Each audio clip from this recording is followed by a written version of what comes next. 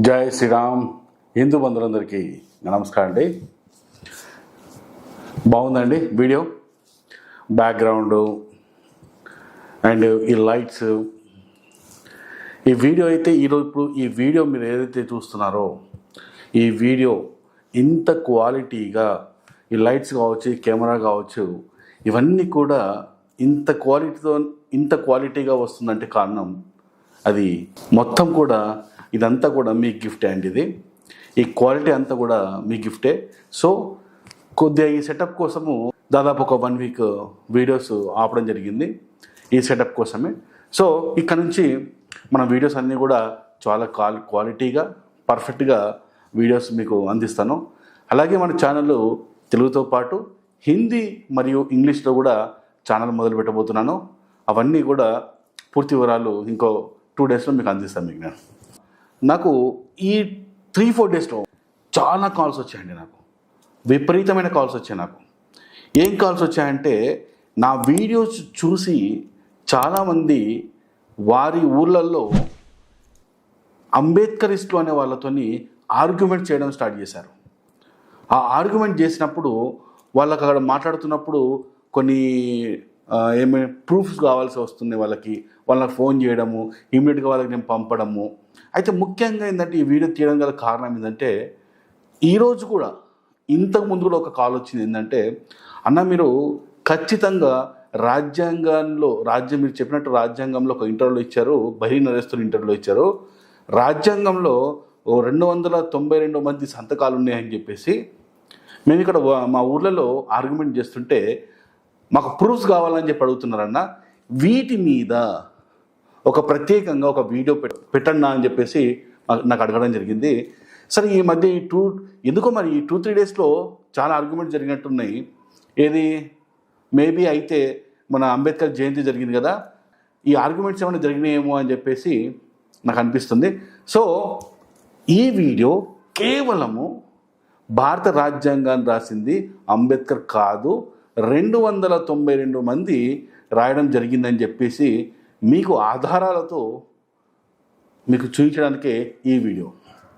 Screen మీద మీకు original రాజ్యాంగాన్ని చూపిస్తూ దాని చివర ఎంత 292 మంది సంతకాలను మీకు చూపిస్తా.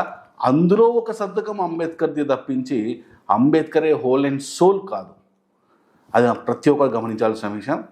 సో మీరు ఈ వీడియోను మీరు ప్రూఫ్గా చూపిస్తూ ఇప్పటి నుంచి ఎవరైనా రాజ్యాంగాన్ని రాసింది అంబేద్కరే అంటే కాదు, 292 మంది కృషి ఫలితమే భారత రాజ్యాంగం అని చెప్పేసి మీ అందరూ చెప్పాలి. ఎందుకంటే చాలా చిన్న లాజిక్, నేను ఇప్పటికీ కొన్ని 100 సార్లు చెప్తుంటాను. నేను ఏంటంటే, ఒక 10th క్లాస్ ఎగ్జామ్ పేపర్ తయారు చేయాలంటే, ఆఫ్టర్ ఆల్ ఒక 10th క్లాస్ ఎగ్జామ్ పేపర్ తయారు చేయాలంటే దాదాపు 50 మందో 100 మందో టీచర్లు కూర్చొని చర్చలు జరుపుకొని ఒక క్వశ్చన్ పేపర్ని తయారు చేస్తారు.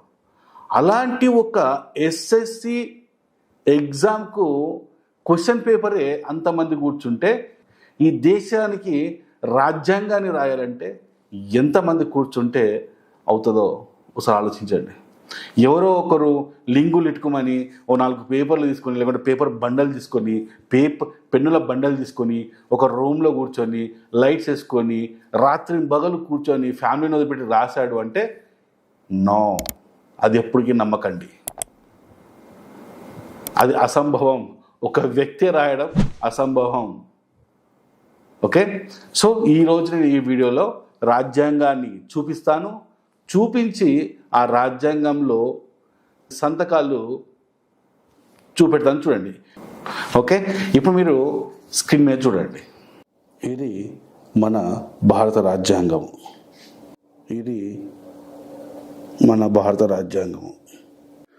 భారత రాజ్యాంగంలో శ్రీరామచంద్రుడు, సీతమ్మ, లక్ష్మణుడు.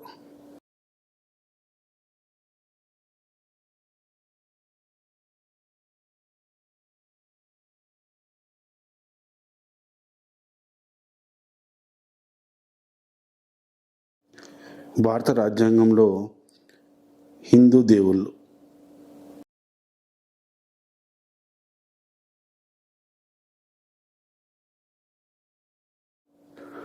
భారత రాజ్యాంగంలో జై హనుమాన్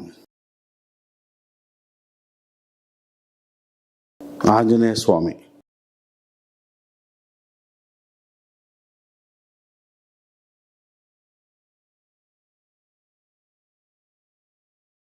భారత రాజ్యాంగంలో నటరాజుడు.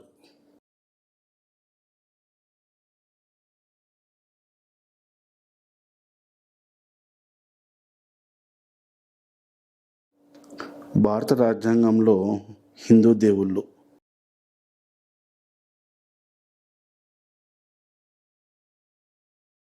సంతకాలు మొదటి పేపర్, మొదటి పేజీ.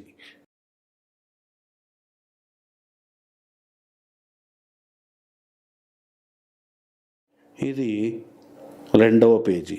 ఈ రెండవ పేజీలో ఇక్కడ ఉంది చూడండి, అంబేద్కర్ గారి సంతకం 27.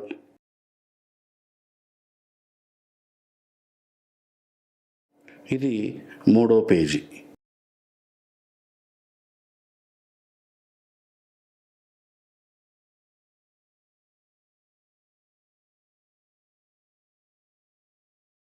ఇది 4వ పేజీ.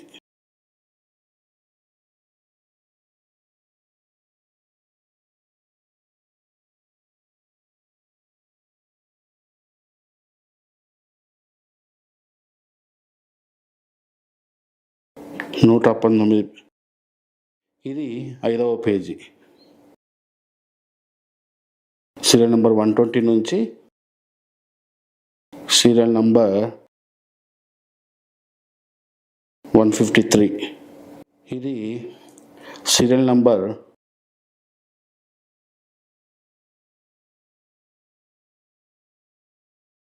'వరుసగా ఉన్నాయి చూడండి నేమ్స్ అన్నీ కూడా.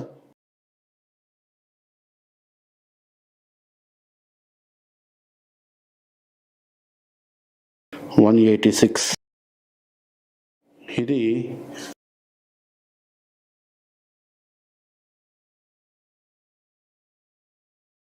187 నుంచి చూడండి వరుసగా లైన్లో.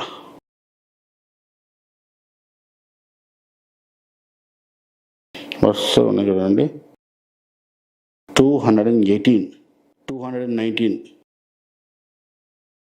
నుండి చూడండి అన్ని నేమ్స్ అన్నీ ఉన్నాయి చూడండి. 252. ఇది చూడండి 253 నుంచి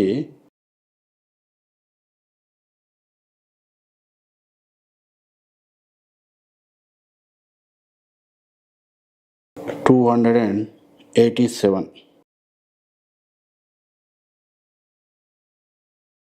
287లో 285 బిఎన్ రావు గారిది. ఇక చివరిది పేజీ 288 నుంచి 292.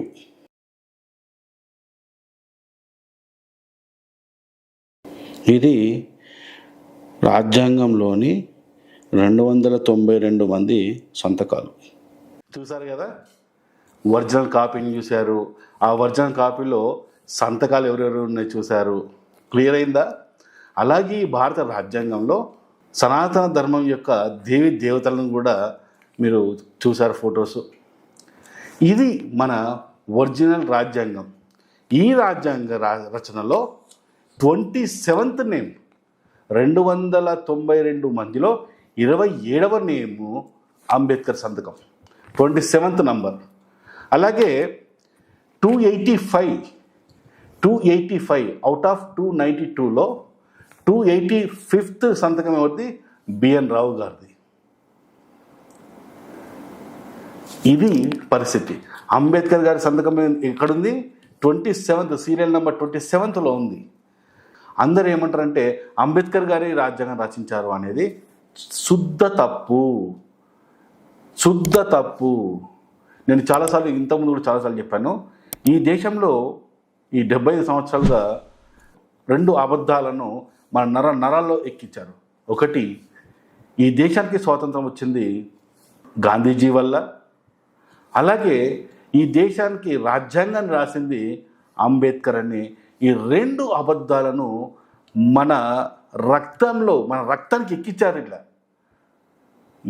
ఎట్లా ఎక్కించారంటే ఒక 2 అబద్ధాలను చెప్పి చెప్పి చెప్పి చెప్పి చెప్పి మన బ్రెయిన్కి, మన రక్తంలో, మన బాడీలో అణువణువులో ఈ 2 విషయాలను ఎక్కడం జరిగింది. ఈ 2 కూడా శుద్ధ అబద్ధాలు.